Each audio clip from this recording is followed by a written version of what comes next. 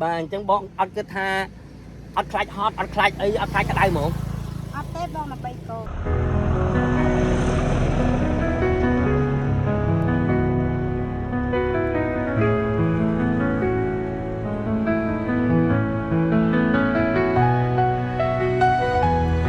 chấm riêng xưa phong mai bom ôn từng ọt nè lời nhầm cười nằm mình đội chiên tam đòn play mà nè mưa tới cú oi anh đặt maintain hay play ngặt riêng bom ôn taหาเลยตะมือจมูกยมទាំងអស់គ្នាខ្ញុំសួរគាត់តែពេលដែលគាត់លក់តាមដងផ្លូវដែលស្ងាត់ជ្រាបអញ្ចឹងតែគាត់លក់ដាច់អត់អីអត់តោះតើមើលជាមួយខ្ញុំទាំងអស់គ្នា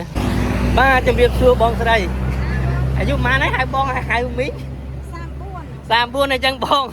បាទជំរាបសួរបងស្រីបាទខ្ញុំមកនេះខ្ញុំឃើញបងលក់តាមផ្លូវហើយដូចជាមានភាពតស៊ូណាបងណាហើយបងធ្វើវីដេអូនេះដើម្បីចែករំលែកទៅដល់បងប្អូនខ្មែរយើងបាទដើម្បីឲ្យគាត់បានឃើញបងស្រីនៅលក់តាមដងផ្លូវតាមផ្លូវគេបងនេះ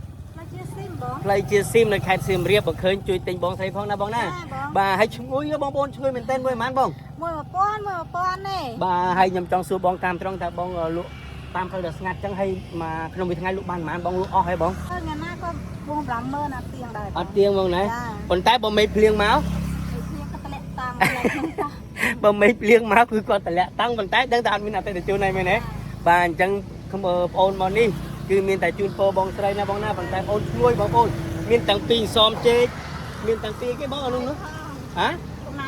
កំបៅថងបាទហើយមើលទៅនេះខ្លាញ់គាត់អូបងប្អូនណា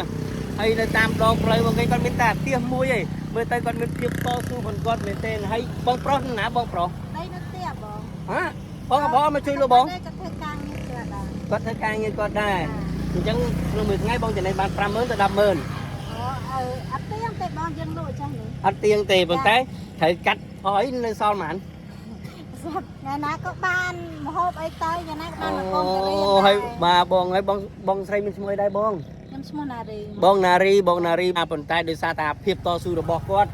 បាទមើលទៅគួរឲ្យអាណិតព្រោះតាមដងផ្លូវបងប្អូនឃើញហើយស្ងាត់ជ្រាបយូរមានឡានមានម៉ូតូមួយហើយបងនៅម្នាក់ឯងណាបងណា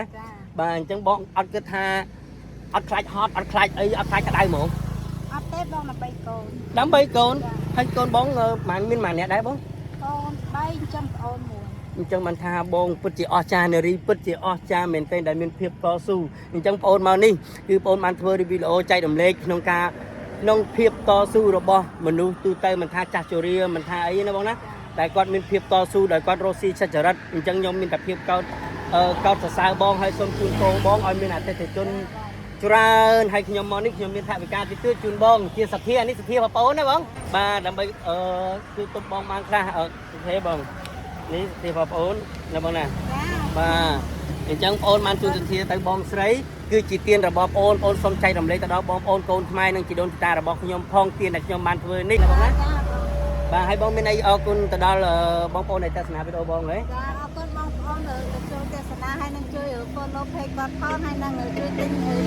ផងនៅផ្លូវជាស៊ីមនៅផ្លូវជាស៊ីមអូខេអញ្ចឹងបងប្អូនមានតែប៉ុណ្្នឹងទេបងប្អូនអរគុណជម្រាបលាបងបាយបាយបាទឥឡូវយើងបានធ្វើទានជាមួយគាត់ហើយ